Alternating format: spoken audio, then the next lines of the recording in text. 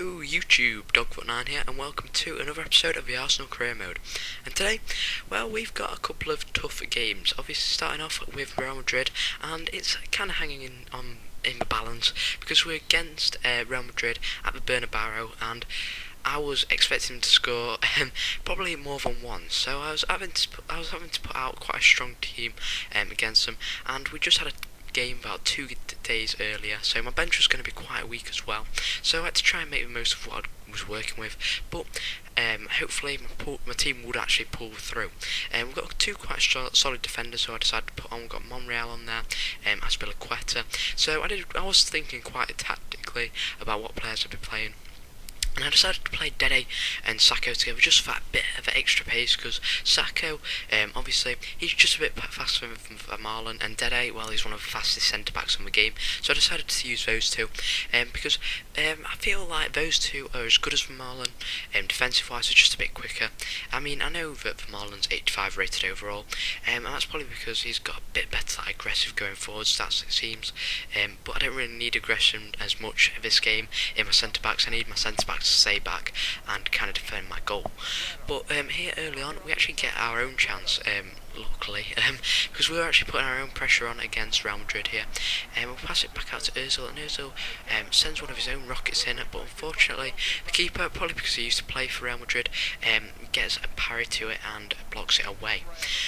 Then a Gomez, who's transferred to Real Madrid, I do believe, along with many players like Santi Cazorla and Cavani, just to name a couple of quite good players, both from Arsenal, they've been transferred.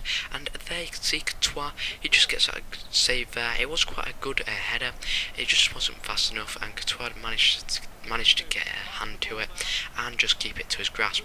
Then Ozil, he gets into a box here. I don't know why I tried to cross to his right foot. Maybe I should have cut back in or tried to shoot, but an absolute sitter there goes missing for El Shaarawy.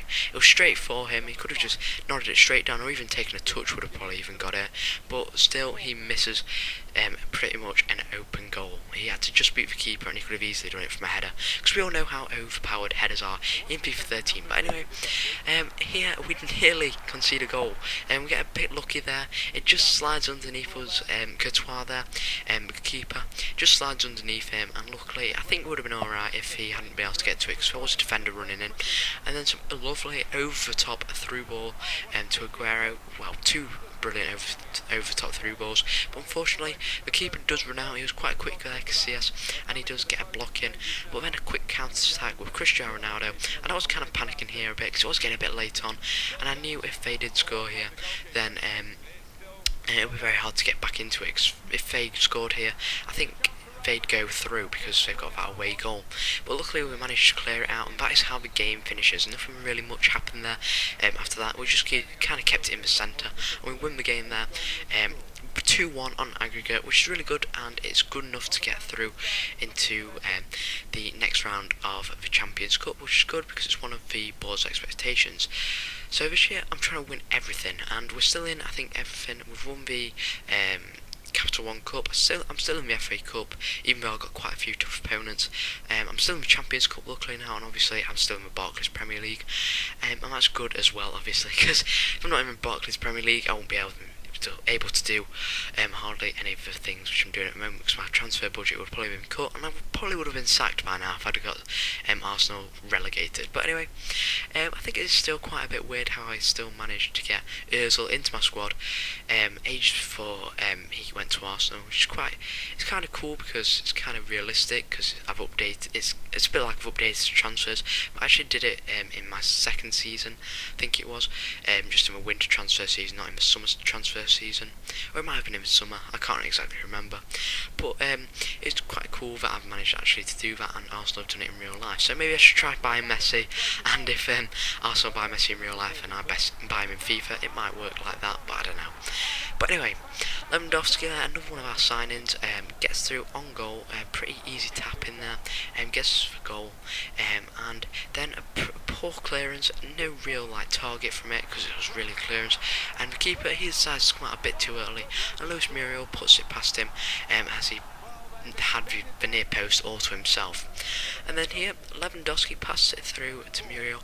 Muriel tries to dribble past it, and does, cuts it back and has a shot, and I thought that was the best dipping long shot of all time, but unfortunately, Muriel, well, I think it hit the player who was trying to tackle him, and that's why it dipped in. You'll have to see for yourself, but I think that's what happened. It would have been cool if he had done it all by himself, but I think it was because it hit the player who was trying to tackle him. And that gets us into the Champions Cup, so we get to see this kind of weird cutscene, and the players don't seem to be very pleased at all. I don't know why. They seem to be walking around the pitch a bit clapping, no facial expressions, because I don't know why they didn't have any facial expression for Marlon just walking over to a crowd there. And that does mean we've got a Champions Cup place next season. I think we're pretty much guaranteed first or second, because we just took an absolutely massive lead at the start of the season, and no one's really been able to catch us up since. So what I'm deciding to do now is mainly make sure that my players have got really high morale, as you saw me do last episode, and also good energy, because if they've got bad morale, then they'll not play very well for the squad, and also if they've got low energy, then I'll have to sub them off, and that's not good, because I'll have to sub them off and use a sub kind of pointlessly.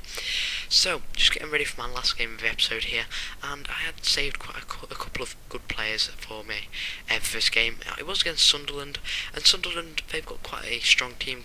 I think it's Bramble, Titus Bramble, I think he still plays for Sunderland, I can't exactly remember. But Sunderland, they've always got quite a good defence, and I'm going to have to work hard to break them down. And Westwood, he's alright as well. He's an alright keeper, and sometimes when I've come up against Sunderland, he's been really good. But El Shawari here gets it through to Jovino, and Jovino just can't get it back in. But Ozil managed to pick it up just inside the box, and obviously he just misses. He's not been able to get any of those Ozil long shots in a while for me. All this episode I've not been able to score one, which is a bit upsetting. But anyway, Aguero gets the ball there, and he puts it into the back of the net off the post. And then once again Aguero through here and passes it through to El Shawari, and El Shawari at the near post blasts it in. And here I was feeling pretty confident with the squad, and we didn't really look back from here, because when you've got 2-0 and you do simple the enemies make simple mistakes like that, you can just get straight through and goal in the 45th minute and score, and that makes it 3-0. We've got one more goal here in this match. It's going to go for us, and we've actually managed to keep a clean sheet, which is quite cool, as normally we do actually concede. And it's a pretty nice goal from Benny Kofobi here, who just gets into the bottom left hand corner. So anyway guys, if you enjoyed this episode, please leave a like, also subscribe for more FIFA 13 videos, and also FIFA 14 in the future, and Battlefield 4 and all the new games coming out. And until then, I'll see you guys later. Bye.